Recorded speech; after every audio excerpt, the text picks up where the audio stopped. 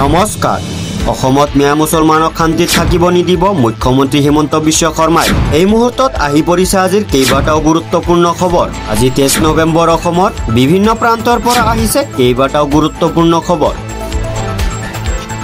অসমৰ বিধানসভা নিৰ্বাচন চাপি অহাৰ লগে লগে ৰাজনৈতিক নেতাসকলৰ মুখত এতিয়া মিয়া শব্দটো বেছিকৈ ব্যৱহাৰ হোৱা দেখা গৈছে। মিয়াক লৈ পুনৰ শাসক বিৰোধীৰ মাজত বাক বিতণ্ডা আৰম্ভ হৈছে। তাৰ মাজতে মুখ্যমন্ত্ৰী ডক্টৰ হিমন্ত বিশ্ব শৰ্মাই পুনৰ মিয়া প্ৰসংগত গুৰুত্বপূৰ্ণ মন্তব্য কৰে। তেওঁ কংগ্ৰেছ নেতা ৰিপুণ বৰাৰ আক্ৰমণ কৰি কয়, সন্দেহজনক মিয়াৰ বিৰুদ্ধে কোৱাত আপত্তি কি আছে?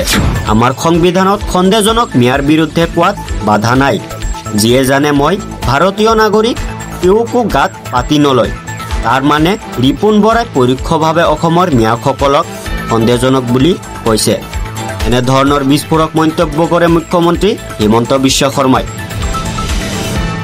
এইবাৰ আকবৰ আৰু টিপু চুলতানক লৈ বিস্ফোৰক মন্তব্য মুখ্যমন্ত্ৰী হিমন্ত বিশ্ব শৰ্মাৰ। আকবৰ আৰু টিপু চুলতানক সাগৰত পেলাই দিয়াৰ আহ্বান। অসমৰ মুখ্যমন্ত্ৰী হিমন্ত বিশ্ব শৰ্মাই বিদ্যালয়ৰ পাঠ্যপুথিত মোগল সম্ৰাট আকবৰৰ নামৰ পৰা মহান শব্দটো আঁতৰাই দিয়া আৰু টিপু চুলতানক পাঠৰ পৰা বাদ দিয়াৰ বাবে ৰাষ্ট্ৰীয় শিক্ষা গৱেষণা আৰু প্ৰশিক্ষণ পৰিষদক তীব্ৰ সমৰ্থন জনাইছে। সাংবাদিকৰ সৈতে হোৱা কথা বতৰাত মুখ্যমন্ত্ৰী শৰ্মাই কয় যে ব্যক্তিগতভাৱে নতুন পাঠ্যপুথিসমূহৰ পৰীক্ষা কৰা নাই, কিন্তু সঁচাকৈয়ে যদি মোগল সম্ৰাট আকবৰৰ নামৰ পৰা মহান শব্দটো আঁতৰাই দিয়া লগতে টিপু চুলতানক পাঠৰ পৰা বাদ দিয়া হৈছে তেন্তে ই আদৰণীয় পদক্ষেপ।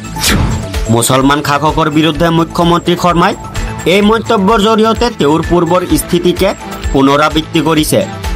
তেওঁ বিতৰ্কিত ঐতিহাসিক ব্যক্তিসকলৰ সৈতে জড়িত অধ্যায়সমূহ সংশোধন কৰাৰ ক্ষেত্ৰত আগ্ৰহ প্ৰকাশ কৰি আহিছে।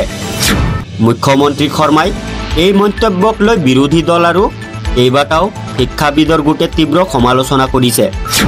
NCERTৰ দীৰ্ঘম্যাদী পাঠ্যপুথিৰ যুক্তিবাদীকৰণৰ বাবে এই পৰিৱৰ্তনসমূহ কৰিছে বুলি পক্ষ লোৱাৰ বিপৰীতে সমালোচকসকলে এই সংশোধনীসমূহক ৰাজনৈতিকভাৱে প্ৰেৰিত বুলি অভিহিত কৰিছে।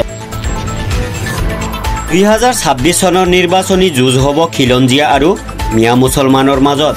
বিধানসভা নিৰ্বাচনলৈ আমি সাজু। স্বাধীনোত্তৰ 77 বছৰে কোনো চৰকাৰে কৰিব নোৱাৰা কাম হিমন্ত বিশ্ব শৰ্মাৰ চৰকাৰে কৰি দেখুৱাইছে। অসম প্ৰদেশ বিজেপিৰ নেতা দিলীপ কুমাৰ শৰ্মাই এই মন্তব্য কৰিছে। মিয়া মুছলমানক আপুনি যিমান পাৰে অশান্তি দিয়ক, আমি চাম ওপৰৱালাই আপোনাক কিমান শান্তিত ৰাখে। মুখ্যমন্ত্ৰী ভালে থাকক, মই দোৱা কৰিছোঁ। মোৰ লগত গৰীবৰ দোৱা আছে।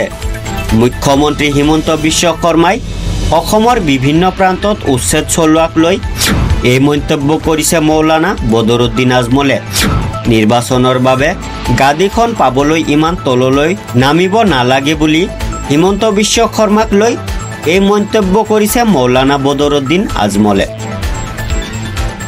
100% মুছলমান লোকে ভোট দিয়াৰ পাছতো চৰকাৰ গঠন কৰিব নোৱাৰিলে গৌৰৱ গগৈয়ে। আমাৰ অবিহনে 100 বছৰ পাছতো কংগ্ৰেছে চৰকাৰ গঠন কৰিব নোৱাৰে। আমি নাথাকিলে যুঁজ নহ'ব। গৌৰৱ গগৈক উদ্দেশ্য কৰি সংবাদমেল পাতি এই মন্তব্য কৰিছে মৌলানা বদৰুদ্দিন আজমলে। অসম চুক্তিৰ ৰূপায়ণক লৈ মন্তব্য কৰিছে মুখ্যমন্ত্ৰী হিমন্ত বিশ্ব শৰ্মাই। দৈনিক ৰাতিপুৱা বিদেশীবিলাক খেদি থাকোঁ, অসম চুক্তিৰ ৰূপায়ণ নহয় জানো? তৰুণ গগৈৰ দিনত বিদেশী বহিষ্কাৰৰ কথা দেখিছিল নেকি? মই ফটোসহ নাম প্ৰকাশো কৰোঁ। এয়াই হৈছে হিমন্ত বিশ্ব শৰ্মাৰ ক্ষমতা।